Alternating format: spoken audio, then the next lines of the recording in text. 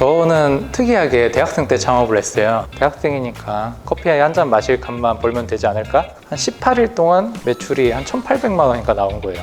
해외 구매 대행 사업을 이제 시작을 했죠.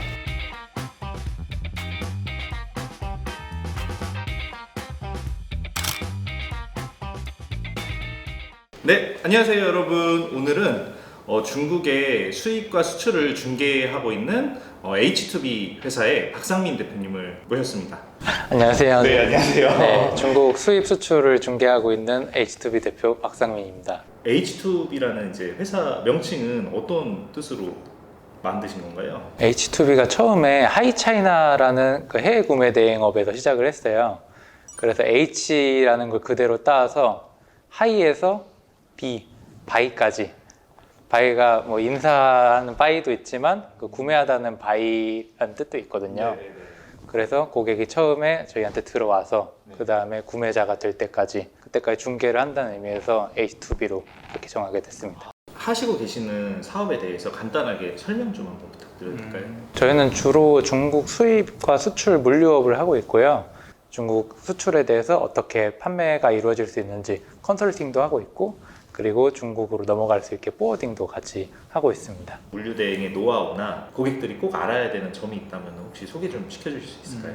저희 노하우라고 하면은 일단은 고객이랑 위험을 좀 같이 가지고 가는 거죠. 기존의 물류 대행사들은 일단 고객 명의로 수입을 해줘요. 그러다 보니까 뭐 잘못된 상품이나 인증 문제가 발생해도 그 문제는 고객만 책임지면 되니까. 근데 저희는 일단 저희 명의로 수입을 해요. 뭐 H2B 명의로 수입을 해서 고객한테 한국에서 납품한 형식으로 이런 식으로 진행을 해요. 만약에 잘못된 상품이 오면은 뭐 고객도 손해를 보겠지만 저희도 손해를 보는 거죠. 그러다 보니까 중국에서 상품을 받았을 때 조금 더 꼼꼼히 검수를 하고, 그리고 뭐 인증 문제가 발생하는 상품이 있으면은 한 번 더 컨트롤하는 식으로 그렇게 가기 때문에 고객이 조금 더 신뢰를 하는 면이 있죠. 자, 처음에 스톱하면서 물건을 판매하시려고 하는 분이 가장 실수하는 분야가 중에 하나가 일단 물건을 사놓고 그 다음에 하려고 해요. 그래서 저희는 이제 섣불리 이제 물건을 수입해서 이렇게 파는 거를 좀 지양해라 이렇게 말씀드리고 싶고, 그러면은 어떻게 물건을 판매하냐? 기본적으로 해외 구매 대행부터 시작을 해라 이렇게 말씀을 드리고 싶어요. 일반인들은 솔직히 뭐 중국이나 미국 다른 나라에서 물건을 사기가 어렵잖아요. 그거를 조금 편의 있게 자기가 뭐 상품도 번역하고, 그리고 상품에 대한 설명을 자세하게 기재를 해서 소비자들의 편의를 도와주니까 구매를 대행해 준다고 해서 해외 구매 대행이라고 하는 거거든요. 고객 상품을 구매를 해야 자기도 뭐 다른 나라에 발주를 하니까 먼저 들어가는 돈은 거의 없거든요. 그렇죠. 그래서 손해보는 부분이 없다 보니까 좀 해외 구매 대행으로 시작을 해라 이렇게 말씀을 드리고 싶어요.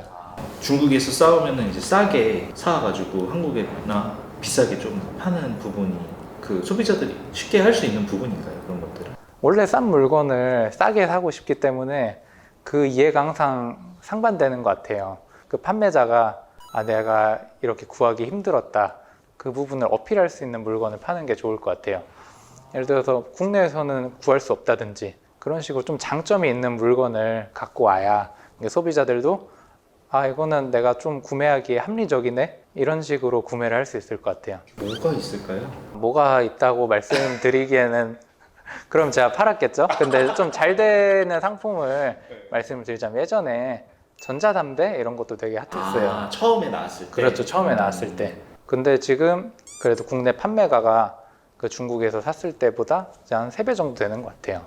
지금 현재에도요? 그렇죠. 근데 왜 이게 유지가 되냐면은 일단은 국내 들어왔을 때 뭐 배터리 인증이라든지 뭐 보험, 케이스 인증 이런 걸 받아야 되고, 이런 전자담배 같은 경우에는 뭐 터지기도 하잖아요. 네네네네. 그런 경우에 보험 같은 경우에 소비자들은 어필할 수 있게 들어간 부분이기 때문에 이미 원가에 반영이 되는 거거든요. 그런 부분이 반영이 돼서 그 가격이 측정이 돼가지고 높아진다. 그렇죠.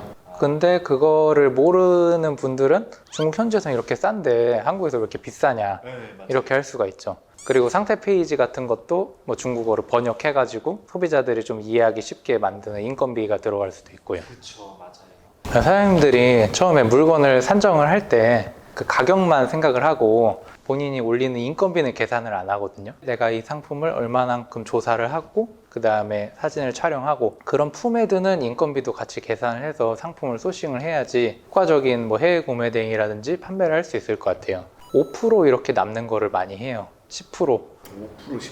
네, 왜냐하면 해외 구매 대행은 수수료만 받으니까 원가는 고객이 지불하니까 나는 뭐 아무 들어가는 돈 없는데 이 정도면 괜찮은 거 아니야? 이렇게 하는데 사실 뭐 그 시간에 뭐 알바를 하든지 아니면은 다른 일을 하면은 더 많이 벌 수도 있는 거죠. 상품 종류는 엄청 많아지는데 그리고 들어간 노력은 많은데 실제 벌어들인 돈은 적게 되고 그러다 보니까 사업에 흥미도 재미없어지고 그러면 사업을 이렇게 접게 되는 거죠.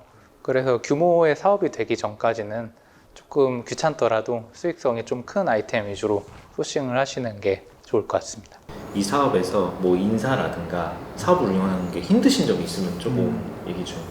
사실 뭐 중간 다리에 있는 업체들이 다 힘들 거예요. 발주를 받아서 중국에 발주를 다시 넣거든요. 그러다면은 한국어로 발주를 받았는데 중국어로 다시 발주를 넣다 보니까 언어가 한 번 더 바뀌어요.